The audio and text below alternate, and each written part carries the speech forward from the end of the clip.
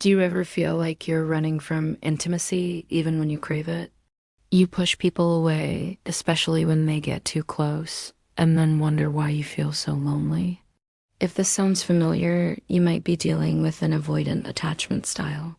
This pattern often starts in childhood and can seriously affect your adult relationships and mental health. It can lead to anxiety, depression, and a deep sense of isolation. But here's the good news. Attachment styles aren't set in stone. You can absolutely work towards a more secure way of connecting with others. And today, I'm going to guide you through 20 actionable steps to do just that. We're going to break this down into 4 phases: self-awareness, emotional regulation, communication, and finally, building security. So if you're ready to stop running and start connecting, let's begin this journey together. First up, phase 1, self-awareness. You can't change what you don't acknowledge. Step 1 is to simply learn what avoidant attachment is. Read books, watch videos like this one, and understand the core patterns. It's about recognizing that the urge to pull away is a defense mechanism, not a true reflection of your desire for connection. Step 2 is to identify your personal triggers.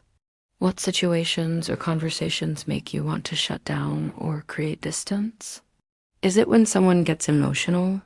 When a conversation turns to future plans? Pay close attention to these moments. Step 3 is recognizing your pull-away reflex in real time. This is that classic feeling of needing space, wanting to change the subject, or suddenly feeling busy. Don't judge it, just notice it. Ah, there it is. That's my reflex. Step 4 is to start a journal dedicated to your emotional patterns. When you feel that urge to distance yourself, write down what's happening. What did the other person say or do? More importantly, what are you feeling underneath the urge to flee? Is it fear? A feeling of being trapped? Shame? Writing it down helps to externalize the feeling and see it more clearly. Finally, step 5 is to reflect on your relationship history. Look for recurring patterns. Do you often find yourself dating people who are very needy, which then triggers your avoidance? Or do you end relationships around the 3-month mark? Seeing the pattern across your life makes it less personal and more like a strategy your brain has been using to protect itself. This awareness is the foundation for everything that comes next. Now that we have some awareness, let's move into phase 2, emotional regulation. This is where we learn to handle the uncomfortable feelings that make us want to run. Step 6 is to practice mindfulness. This isn't about clearing your mind. It's about paying attention to the present moment without judgment. Start with just 5 minutes a day. Focus on your breath. When your mind wanders to thoughts about being overwhelmed or needing to escape, gently guide it back to your breath. This builds the mental muscle to stay present instead of bolting. Step 7 is to learn to name your feelings. This sounds simple, but for avoidant individuals, emotions can feel like a vague, threatening storm. Instead of just saying, I feel bad, try to be specific. I feel scared. I feel suffocated. I feel inadequate. There's a concept called name it to tame it. Giving a feeling a label separates you from it and makes it less powerful. Step 8 is the big one. Learn to sit with discomfort. When you feel that urge to pull away, challenge yourself to stay for just 1 more minute. The world won't end. Your feelings won't swallow you whole. You're teaching your nervous system that you can handle these emotions. It's like lifting weights for your emotional resilience. Start small, 1 minute, then 2. Step 9 is to find healthy coping mechanisms for stress. Often, avoidant behaviors are a response to being overwhelmed. Instead of shutting down, what if you went for a run? Listen to a calming playlist. Called a friend to talk about something completely unrelated. Develop a toolkit of healthy distractions and soothing activities that work for you. And step 10 is to practice self-compassion. You developed this attachment style as a way to survive. It served a purpose. Thank your younger self for getting you through it, but gently let that part of you know that you have new, healthier tools now. Be kind to yourself. This is hard work and you won't be perfect. Progress, not perfection, is the goal. Welcome to phase 3, communication. This is where we start to bridge the gap between your inner world and your relationships. It can feel like the scariest part, but we're going to take it step by step. Step 11 is to start expressing your needs, but do it gradually.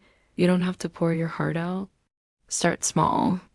Maybe it's as simple as saying, I had a really long day, and I need about 30 minutes of quiet time to decompress before we chat.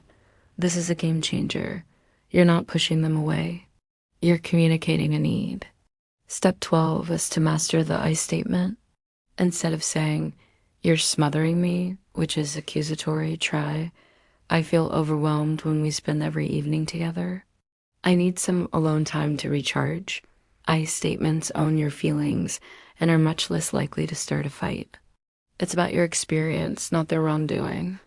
Step 13 is to practice vulnerability in low-stakes situations. Share a small, slightly embarrassing story with a trusted friend. Talk about a minor worry you have. These are small acts of opening up that build your tolerance for vulnerability. It shows your brain that opening up doesn't always lead to rejection or being overwhelmed. It can actually lead to connection. Step 14 is learning to ask for what you want, not just what you don't want. Instead of don't text me so much, you could try, I'd love it if you could send me a good morning text. And then we can catch up on the phone in the evening. It's proactive and solution-oriented. And step 15 is to learn to listen without immediately trying to solve the problem.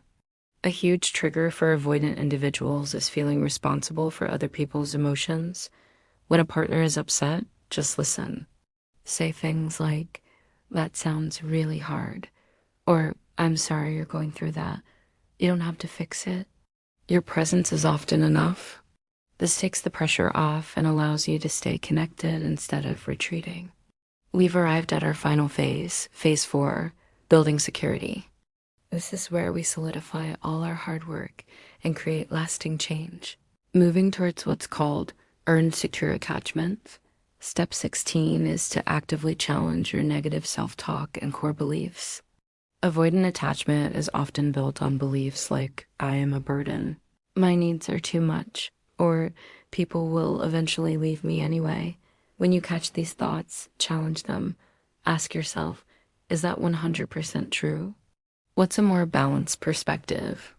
Maybe the truth is, I have needs just like everyone else, and the right person will want to meet them. Step 17 is to celebrate small wins. Did you use an I statement? Did you sit with discomfort for an extra minute? Did you share a small feeling? Acknowledge it. Tell yourself, I did that. That was brave. This positive reinforcement rewires your brain to favor these new behaviors. Step 18 is to set and maintain healthy boundaries. This is not about building walls. It's about building a fence with a gate. You decide who comes in and when. Boundaries are a sign of self-respect. They teach others how to treat you and, paradoxically, make you feel safer in relationships, allowing you to be more open because you know you can protect yourself. Step 19 is a crucial one. Seek professional support. A therapist, especially one trained in attachment theory, can provide a safe, secure base for you to explore these patterns. They can offer personalized tools and support you through the process. There's immense strength in asking for help. It's one of the most secure things you can do. And finally, step 20 is to choose to engage with securely attached people. Spend time with friends and partners who are consistent, reliable, and comfortable with intimacy. Their healthy modeling and calm nervous systems can be incredibly healing. They show you what a secure connection looks and feels like, making it something you can learn to create for yourself. So there you have it, 20 concrete steps to move from avoidance to security. I know this is a lot of information, and it's a journey, not a sprint. The key is to be patient and compassionate with yourself. You are unlearning patterns that have kept you safe for a very long time. It's okay if you stumble. It's okay if some days are harder than others. Every small step you take is a victory. Remember, the goal isn't to become a different person. It's to become a more integrated version of yourself, one who can experience the deep, meaningful connection you deserve without feeling the need to run away. You are capable of building secure, loving relationships. There is so much hope. If this video is helpful, please give it a thumbs up and consider subscribing for more content on mental health and relationships. Thank you for taking this time for yourself today. You've got this.